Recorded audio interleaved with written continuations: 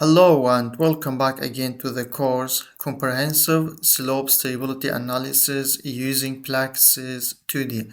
This is tutorial number 25, Flow Net and Seepage Analysis under Concrete Dam using PLAXIS 2D.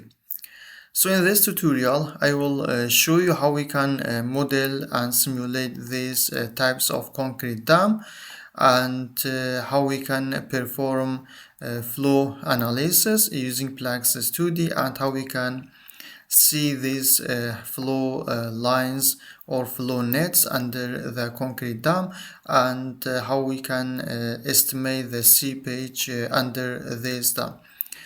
So we will in this lecture we will model this concrete dam, and also we have one sandy clay soil layer below this concrete dam, and we will perform a seepage analysis, and we will see these flow nets under the dam and also discharge velocity and discharge value.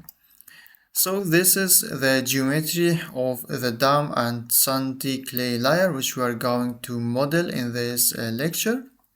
We have this sandy clay layer which is 15 meters one layer, and also the length is 40 meters, and we have this concrete dam 10 meter at base and 5 meters at the top. The height of the dam is 13 meters, and the water level at